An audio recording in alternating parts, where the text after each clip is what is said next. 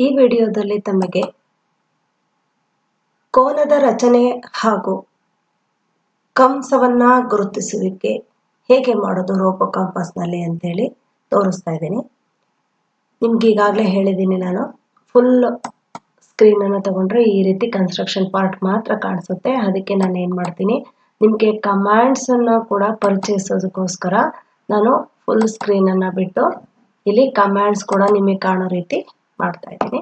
ನೋಡಿ, ಕಮಾಂಡ್ಸ್ ಹೇಗೆ ಕೊಡ್ತಾ ಹೋಗೋದು, ಕೋನದ ರಚನೆ ಮಾಡಬೇಕು ಅಂದರೆ ಕಮಾಂಡ್ಸ್ ಕೊಡೋದು ಹೇಗೆ, ಏಕೆಂದರೆ ರೋಬೋ ಕಾಂಪಾಸ್ ಅಲ್ಲಿ ಕಮಾಂಡ್ಸ್ ಅನ್ನು ಕೊಡೋದೇ ತುಂಬಾ ಮುಖ್ಯವಾಗಿರ್ತಕ್ಕಂಥದ್ದು. ನೋಡಿ, ಈಗ ನಾನು ನಿಮಗೆ ಇಲ್ಲಿ A60 ಡಿಗ್ರಿ ಆಂಗಲ್ ಇರುವಂತೆ ಒಂದು ಕೋನವನ್ನು ರಚಿಸಿದ್ದೀನಿ. ಹಾಗಾದ್ರೆ ರಚಿಸೋದಕ್ಕೆ ನಾನು ಏನೇನು ಕಮಾಂಡ್ಸ್ ಕೊಟ್ಟಿದ್ದೀನಿ ಅಂತ ನೋಡ್ತಾ ಹೋಗೋಣ.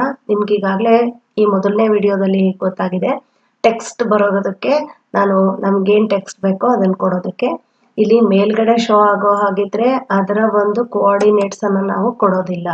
ಹಾಗಿದ್ದಾಗ ಮೇಲ್ ಮಾತ್ರ ಶೋ ಆಗಿ ಹೋಗ್ಬಿಡುತ್ತೆ. ಬಟ್ ನಾವಿಲ್ಲಿ ಸೆಕೆಂಡ್ ಅದರಲ್ಲಿ ಕೋಆರ್ಡಿನೇಟ್ಸ್ ಕೊಟ್ಟಾಗ ಅದು ಪರ್ಮನೆಂಟ್ ಆಗಿ ಶೋ ಆಗ್ತಾ ಇರುತ್ತೆ. ಅದು ನಮಗೆ ಯಾವ ಕೋಆರ್ಡಿನೇಟ್ಸ್ ಕೊಟ್ಟಿರ್ತೀವೋ ಅಲ್ಲಿಂದ ಆ ಲೈನ್ ಸ್ಟಾರ್ಟ್ ಆಗಿರುತ್ತೆ, ನಾವೇನು ಟೆಕ್ಸ್ಟ್ ಕೊಟ್ಟಿರ್ತೀವೋ ಅದು. ಅದಾದ ನಂತರ ನಾನು ಏನು ಮಾಡಿದ್ದೀನಿ, ಪಾಯಿಂಟ್ ಎ ಗುರುತಿಸಿದ್ದೀನಿ. ಈಗಾಗಲೇ ತಗೊಂಡಿರೋ ಹಾಗೆ ಎಲ್ಲಾದರೂ ತಗೊಳ್ಬೋದು. ನಾನು ಆರಿಜಿನ್ ಅಲ್ಲಿ ಎ ತಗೊಂಡಿದ್ದೀನಿ. So origin coordinates are 0 0. A point ಅನ್ನ 0 0 ತಗೊಂಡಿದ್ದೀನಿ. ಅದೇ ರೀತಿ ಪಾಯಿಂಟ್ ಬಿ 10, 0 ಅಂದ್ರೆ ಎಕ್ಸ್ ಆಕ್ಸಿಸ್ ಪಾಯಿಂಟ್ 10 ಇದೆ, ವೈ ಆಕ್ಸಿಸ್ ಅಲ್ಲಿ 0 ತಗೊಂಡಿದ್ದೀನಿ. ಸೊ ಇದು B point. So A B line ಅನ್ನ ಎಳೆದ್ಮೇಲೆ ಆಂಗಲ್ A60 ಡಿಗ್ರಿ ಬೇಕು ನಮಗೆ. ಸೊ ಹಾಗಾಗಿ ಆಂಗಲ್ A60 ಡಿಗ್ರಿ ಬೇಕು ಅನ್ನೋದಾದ್ರೆ ನಮಗೆ ಆಂಗಲ್ ಕನ್ಸ್ಟ್ರಕ್ಟ್ ಮಾಡೋಕೆ ಹೇಗೆ, ಎ ಬಿ ಗುರುತಿಸಿದ ತಕ್ಷಣ ಇಲ್ಲಿ ಆಂಗಲ್. ಸೊ ಆಂಗಲ್ ಯಾವ ಲೈನಿಗೆ ನಾವು ಆಂಗಲ್ ಹಾಕ್ತಾ ಇದೀವಿ ಅದನ್ನ ತಗೋಬೇಕು. ಬರೀ ಪಾಯಿಂಟ್ ಅಷ್ಟೇ ಇದ್ರೆ ಸಾಲದು. ಎ ಬಿ ಆ ಲೈನ್ ಇರುತ್ತೆ, ಫಸ್ಟ್ ಯಾವ್ದು ತಗೊಂಡಿರ್ತೀವೋ ಪಾಯಿಂಟ್ನ ಅಲ್ಲಿ ಆಂಗಲ್ ಕನ್ಸ್ಟ್ರಕ್ಟ್ ಆಗುತ್ತೆ. ಸೊ ಎ ಬಿ ತಗೊಂಡಿದ್ದೀವಿ. ಆಂಗಲ್ ಎಷ್ಟು, ನಾನು ಈಗಾಗಲೇ ನಿಮಗೆ ನಾನು 60 ಡಿಗ್ರಿ ಆಂಗಲ್ ರಚನೆ ಮಾಡೋದು ತೋರಿಸ್ತೀನಿ ಅಂತ ಹೇಳಿದ್ದೀನಿ. ಹಾಗಾಗಿ ಇಲ್ಲಿ 60 ಡಿಗ್ರಿ ಹಾಕಿದ್ದೀನಿ. ಸೊ 60 ಡಿಗ್ರಿ ಆಂಗಲ್ ಹಾಕಿದಾಗ ಇಲ್ಲಿ 60 ಡಿಗ್ರಿ ಒಂದು ಪಾಯಿಂಟ್ ಗುರುತಿಸುತ್ತೆ. ಹೇಗೆ ಅಂತ ವಿಡಿಯೋ ತೋರಿಸ್ತೀನಿ, ಗೊತ್ತಾಗುತ್ತೆ. ಕಮಾಂಡ್ಸ್ ಬಗ್ಗೆ ತಿಳಿಸ್ತಾ ಇದ್ದೀನಿ. ಇದಾದ ನಂತರ ಇಲ್ಲಿ 60 ಡಿಗ್ರಿಗೆ ಕೋನಮಾಪಕದಲ್ಲಿ ನಾವು ಹೇಗೆ ಬಿಂದು ಗುರುತಿಸ್ತೀವೋ ಇದು ಕೂಡ ರೋಬೋ ಕಾಂಪಾಸ್ ಕೋನಮಾಪಕದ ಮೂಲಕ ಬಿಂದು ಗುರುತಿಸ್ಕೊಳ್ಳುತ್ತೆ.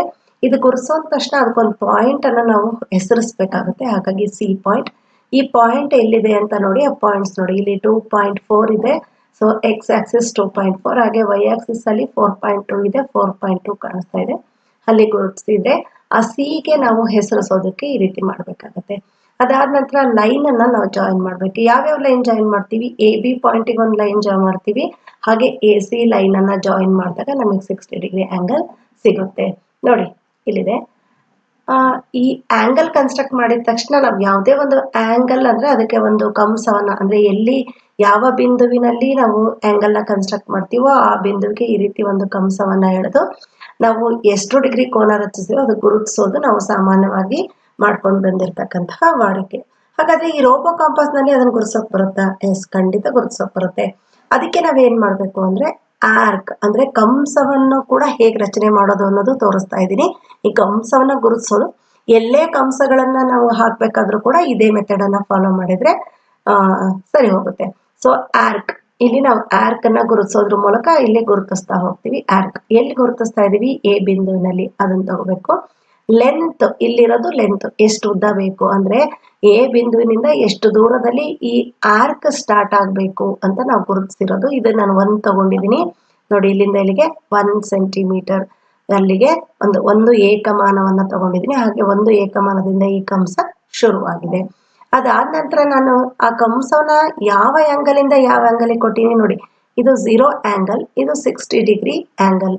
ಸೊ 0 ಇಂದ 60 ಡಿಗ್ರಿ ಆಂಗಲ್ಗೆ ನನಗೆ ಕಂಸ ಬೇಕಾಗಿದೆ. ಆದ್ರಿಂದ 0,60 ಅಂತ ಕಮಾಂಡ್ ಕೊಟ್ಟಿದ್ದೀನಿ. ಆಗ ನಮಗೆ ಈ ಒಂದು ಕಂಸ ಸಿಗುತ್ತೆ.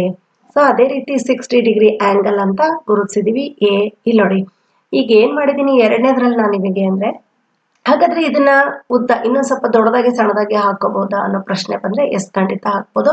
ಇದು 2 ಹಾಕೋ ಅವಶ್ಯಕತೆ ಇಲ್ಲ. ನಾನು ನಿಮಗೆ ಇನ್ನೊಂದು ಹೇಗೆ ಅಂದ್ರೆ ಸೈಜ್ ದೊಡ್ಡದು ಮಾಡೋದಾದ್ರೆ ನಾವ್ ಏನ್ ಮಾಡ್ಬೇಕು ನೋಡ್ರಿ, ಇಲ್ಲಿ ನೇಮಿಂಗ್ ಕೊಡೋದಾದ್ರೆ ಇಲ್ಲಿ ನೇಮ್ ಕೊಟ್ಟಿಲ್ಲ, ಇಲ್ಲಿ ನೇಮ್ ಬಂದಿಲ್ಲ. ಹಾಗಾದ್ರೆ ನೇಮ್ ಕೊಡ್ಬೇಕು ಅಂದ್ರೆ ಏನ್ ಮಾಡ್ಬೇಕು ಅಂದ್ರೆ 60 ಡಿಗ್ರಿ ಅಂತ ಈ ರೀತಿ ಟೈಪ್ ಮಾಡಿ ಈಕ್ವಲ್ಸ್ ಹಾಕಿ ಆರ್ಕ್ ಹಾಕಿ ಯಾವ ಬಿಂದುವಿನಲ್ಲಿ ಹಾಕಿರ್ತೀವೋ ಅಲ್ಲಿ ಉದ್ದ ಎಷ್ಟು ದೂರದಿಂದ ಅದು ಕಂಸ ಪ್ರಾರಂಭವಾಗಬೇಕು ಎ ಬಿಂದುವಿನಿಂದ. ನೋಡಿ ಇಲ್ಲಿ 1 ಸೆಂಟಿಮೀಟರ್ ಅಂದ್ರೆ 1 ಏಕಮಾನ ಕೊಟ್ಟಿದ್ದೆ, ಇಲ್ಲಿ 2 ಏಕಮಾನ ಕೊಡ್ತಾ ಇದ್ದೀನಿ. ಹಾಗಾಗಿ ಇಲ್ಲಿ 2ರಿಂದ ಪ್ರಾರಂಭವಾಗಿದೆ. ಕೋನ ಸೇಮ್ 0 ಇಂದ 60 ಡಿಗ್ರಿ, 0 ಇಂದ 60 ಡಿಗ್ರಿ. ನೋಡಿ ಇಲ್ಲಿ ಇಂದ ಹಿಂಬದಿನ 60 ಡಿಗ್ರಿ ಅಂತ ಕೊಟ್ಟಿಲ್ಲ, ಇಲ್ಲಿ 60 ಡಿಗ್ರಿ ಅಂತ ಶೋ ಆಗಿಲ್ಲ. ಇಲ್ಲಿ ಕೊಟ್ಟಿದ್ದೀನಿ, ಶೋ ಆಗುತ್ತೆ. ಬೇಕಾದ್ರೆ ಈ ರೀತಿ ಮಾಡಿ, ಬೇಡವಾದ್ರೆ ಇದನ್ನ ಬಳಸ್ಕೊಳ್ಳಿ. ಇದನ್ನ ತೋರಿಸೋದಕ್ಕೋಸ್ಕರ ನಾನು ನಿಮಗೆ ಎರಡೂ ಒಂದು ಉದಾಹರಣೆಯಾಗಿ ತೋರಿಸಿದ್ದೀನಿ. ಈ ರೀತಿ ನಾವು ಕೋನವನ್ನ ರಚನೆಯನ್ನ ಮಾಡ್ಬೋದು. ಹಾಗಾದ್ರೆ ಈ ರಚನೆಯನ್ನ ಒಂದ್ಸರಿ ನಾವು ವಿಡಿಯೋ ಮೂಲಕ ನೋಡ್ತಾ ಹೋಗೋಣ. ಪ್ಲೇ ಮಾಡ್ತಾ ಹೇಗೆ ಬರುತ್ತೆ ಅಂತ ನೋಡ್ತಾ ಹೋಗೋಣ. ನೋಡಿ, ಪ್ಲೇ ಕೊಡ್ತಾ ಇದ್ದೀನಿ. ನೋಡ್ರಿ, ಮೊದಲನೇ ಕಮಾಂಡ್ ಶೋ ಆಗ್ತಾ ಇದೆ, 60 ಡಿಗ್ರಿ ಕೋನದ ರಚನೆ. ಇದು ಮೊದಲನೇದು. ಸೊ ಈಗ ಎರಡನೇ ಕಮಾಂಡಿಗೆ ಬರ್ತೀವಿ. ಸೊ ಎರಡನೇ ಕಮಾಂಡ್ ನಾವು ಒಂದು ಕೋಆರ್ಡಿನೇಟ್ ಬಿಂದುವನ್ನ ಗುರುತಿಸಿದೀವಿ, ಎಲ್ಲಿ ಆ ಲೈನ್ ಕಾಣಬೇಕು ಅಂತ. ಹಾಗಾಗಿ ಇಲ್ಲಿ ನಾನು ಸೂಚಿಸಿರೋದ್ರಿಂದ ಇಲ್ಲಿ ಆ ಲೈನು ಕಾಣಿಸ್ತಾ ಇದೆ.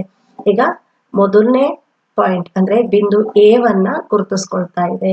ನಾವು ಏನೇನ್ ಕಮಾಂಡ್ ಕೊಡ್ತಾ ಹೋಗ್ತೀವೋ ಹಂತ ಹಂತವಾಗಿ ಅದು ಶೋ ಆಗ್ತಾ ಹೋಗುತ್ತೆ. ನೋಡಿ, ಈಗ ಬಿಂದು ಬಿ ಅನ್ನ ಗುರುತಿಸ್ಕೊಳ್ಳುತ್ತೆ.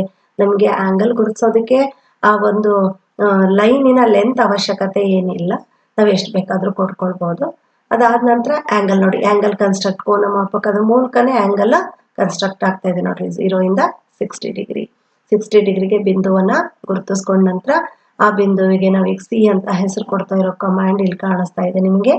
ನೀವು ಅಬ್ಸರ್ವ್ ಮಾಡ್ತಾ ಹೋಗಿ, ಇಲ್ಲಿ ಬ್ಲೂ ಕಲರ್ ಅಲ್ಲಿ ಶೋ ಆಗ್ತಾ ಇದೆ ಅಂದ್ರೆ ಆ ಕಮಾಂಡ್ ಅಲ್ಲಿ ವರ್ಕ್ ಆಗ್ತಾ ಇದೆ ಅಂತ.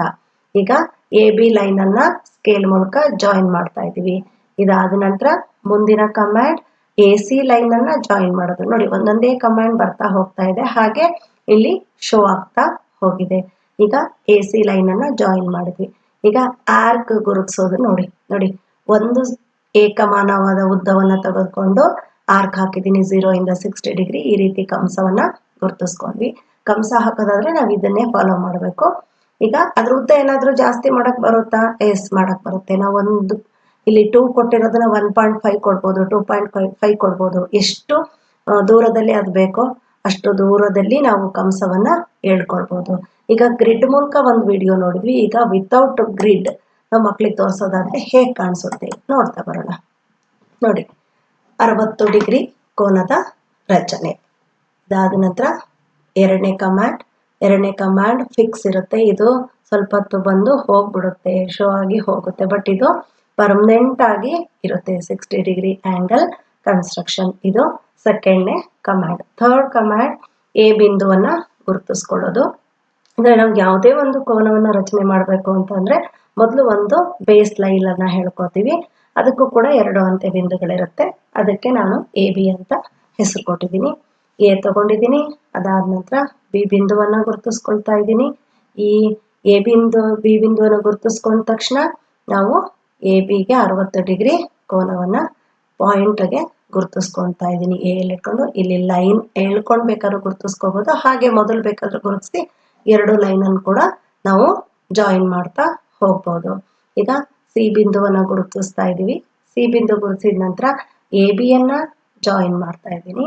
ಎ ಬಿ ಜಾಯಿನ್ ಮಾಡಿದ ನಂತರ ನಾವು ಜಾಯಿನ್ ಮಾಡಬೇಕಾಗಿರೋದು ಎ ಸಿ. ನೋಡಿ, ಮುಂದಿನ ಕಮಾಂಡ್ ಎ ಸಿ ಅನ್ನ ಜಾಯಿನ್ ಮಾಡೋದಾಗಿದೆ. ಎ ಸಿ ಅನ್ನ ಜಾಯಿನ್ ಮಾಡಿದ್ವಿ. ಈಗ ಸಿ ಎ ಬಿ ಕೋನವನ್ನ ನಾವು ರಚನೆ ಮಾಡಿದೀವಿ. ಆ ಸಿ ಎ ಬಿ ಕೋನ ಎಷ್ಟು ಡಿಗ್ರಿ ಇದೆ? 60 ಡಿಗ್ರಿ ಇದೆ. ಅದನ್ನ ನಾವು ಗುರುತಿಸೋದಕ್ಕೆ ಒಂದು ಚಿಕ್ಕದು ಎ ಬಿಂದುವಿನ ಹತ್ರ ನಾವು ಕಂಸವನ್ನ ಹೇಳ್ಕೊಳ್ತೀವಿ. ಅದಕ್ಕೆ 60 ಡಿಗ್ರಿ ಅಂತ ಗುರುತಿಸ್ಕೊತೀವಿ. ಅದ್ರಲ್ಲಿ ಲೆಂತ್ ಜಾಸ್ತಿ ಮಾಡ್ಬೋದಾ? ಎಸ್, ಮಾಡ್ಬೋದು. ಅನ್ನೋದಕ್ಕೆ ನಿಮಗೆ ಉದಾಹರಣೆ ತೋರಿಸೋದಕ್ಕೋಸ್ಕರ ಲೆಂತ್ ಜಾಸ್ತಿ ಮಾಡಿ ಅದನ್ನ ಹೆಸರಿಸೋದಕ್ಕೆ ಏನ್ ಮಾಡ್ಬೇಕು, ಹೆಸರಿಸೋದಾದ್ರೆ ಏನ್ ಮಾಡ್ಬೇಕು, ಹೆಸರಿಸೋದು ಬೇಡ ಅನ್ನೋದಾದ್ರೆ ಏನ್ ಮಾಡ್ಬೇಕು ಅನ್ನೋದನ್ನ ನಿಮಗೆ ಒಂದು ಮಾದರಿಯನ್ನ ತೋರಿಸಿದ್ದೀನಿ. ಧನ್ಯವಾದಗಳು.